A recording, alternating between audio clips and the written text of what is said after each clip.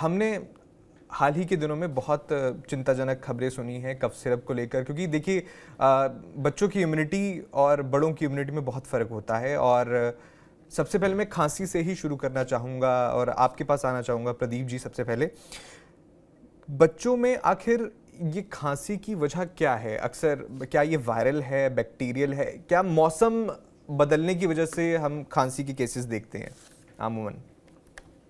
ये तीनों तीनों कारण हो सकते हैं इसमें, क्योंकि खांसी में क्या है, एलर्जिक कंडीशंस भी आती है। तो मौसम बदलता है तो एलर्जिक कंडीशंस आती हैं। जी। इन्फेक्शन बाद में हो सकता है, वायरल भी इन्फेक्शन होता है, बैक्टीरियल भी इन्फेक्शन होता है। तो हमें सबसे पहले उनके प्रिवेंशन पे ध्यान देना चाहिए, साफ सफाई पे ध्यान देना चाहिए। ये तीनों कंडीशंस हैं जिनकी वजह से खांसी हो सकती है उनको। जी। अब आयुर्वेद के लिहाज से अगर मैं देखूं तो प्रदीप जी आपसे ये सवाल रहेगा मेरा कि आयुर्वेद में खांसी क्या है? किस तरह से आयुर्वेद इसको देखता है? आयुर्वेद में हमारे यहाँ पे वात पित्त कफ के हिसाब से बताया गया है। तो दो तरह की खांसियां बताई गई हैं। एक तो जो लोकल कोई भी उनको एलर्जी कंडीशंस पैदा होती है, जिसमें कफ रिफ्लेक्स अपने आप बनता है और उसको सबसाइड करने की कोशिश करता है। जी। दूसरा ये है कि कोई बीमारी हुई है, बीमारी की वजह से रिस्पायरेशन में, रिस्पायरेटरी ट्रैक्ट में इन्फेक्शन हुआ, या कोई एलर्जिक कंडीशन, कोई भी चीज वहां चली गई, तो वो नेचुरल वे में और अननेचुरल वे में दोनों तरह से खांसियां हमारे यहाँ मानी जाती हैं। और ये वात पित्त कफ के हिसाब से उसको कैटेगराइज किया जाता है। बिल्कुल। कोई भी चीज अगर गलत गलती से, बच्चों के क्या है कि बच्चे कुछ भी खाते रहते हैं, कैसे भी खा लेते हैं, हाथ हाथ धुले नहीं होते हैं, तो उसमें एलर्जिक कंडीशंस बनती हैं ज्यादातर। तो जी। ज्यादातर एलर्जिक कंडीशंस की खांसी आती है। बीमारी में वायरल और बैक्टीरियल बाद में पोस्ट, जब बीमार रहता है बच्चा तो ज्यादा दिन हो जाता है, तो उसको वो सब प्रॉब्लम ज्यादा होती है इन्फेक्शन की। अदरवाइज कंडीशंस में है कि नॉर्मल कंडीशंस में अगर हमने उसका टेक केयर कर लिया तो शायद ऐसी कंडीशंस आगे बढ़ती नहीं। जी।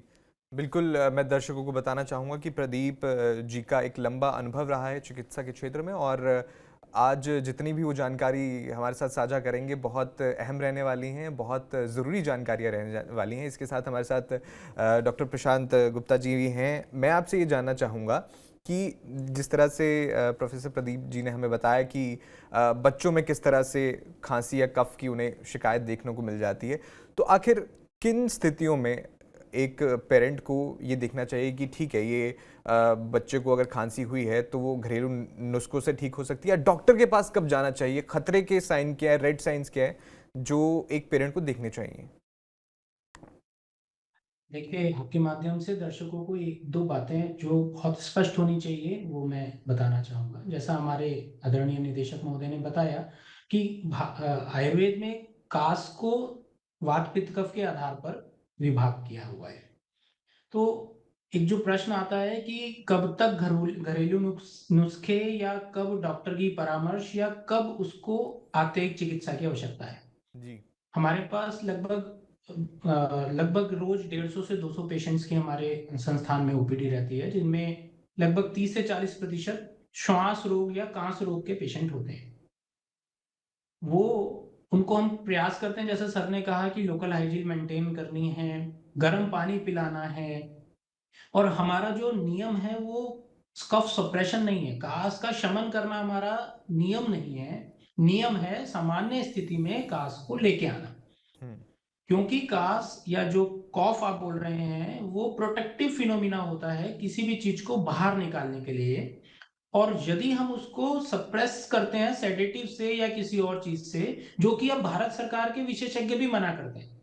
अभी वो जैसे कल भी एक एडवाइजरी आई, उसमें उन्होंने कहा कि सब 2 वर्ष से कम पे आप कफ सिरप मत दीजिए। और कुछ समय पहले भी जब ये मुद्दा आया था तब भी विशेषज्ञों ने अखबार और ये प्रिंट मीडिया के माध्यम से और टेलीविजन के माध्यम से ये कहा था कि kindly do not prescribe the OTC cough syrups, या जो अडल्ट के कॉफ सिरप्स हैं वो ना दिए जाएं।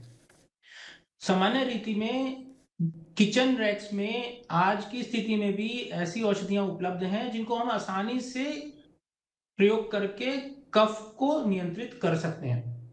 कुछ फीचर्स जो आपने मेरे से प्रश्न किया था, कुछ फीचर्स जो बेसिकली अलार्मिंग फीचर हैं या जिन्हें हम रेड फ्लैग साइन बोलेंगे, उनमें है जैसे तेजी से सांस लेना, यदि बच्चे की पसलियां चल रही हैं, यदि बच्चे को लगातार बुखार बना हुआ है, बच्चा ठीक से भोजन या पेशाब ठीक से नहीं कर रहा है, या माँ कह रही है साहब बच्चा मुझे बहुत अच्छा नहीं लग रहा है, ये कुछ ऐसे क्लिनिकल फीचर्स हैं जिन पे हमें तुरंत चिकित्सीय परामर्श लेनी चाहिए। वो आयुर्वेद हो, वो एलोपैथी हो, वो स्थिति के हिसाब से जो उपयुक्त है वो ले, लेकिन निवेदन ये है कि यदि सांस तेज चल रही हो, खांसी लगातार बनी हुई हो, या बिल्कुल बच्चा मुंह से ना ले रहा हो, तो जरूर से निकटतम चिकित्सीय व्यवस्था में जाके बच्चे को दिखाना चाहिए। डॉक्टर स्वयं प्रसन्न से औषधि नहीं जी, करनी है उससे। यहाँ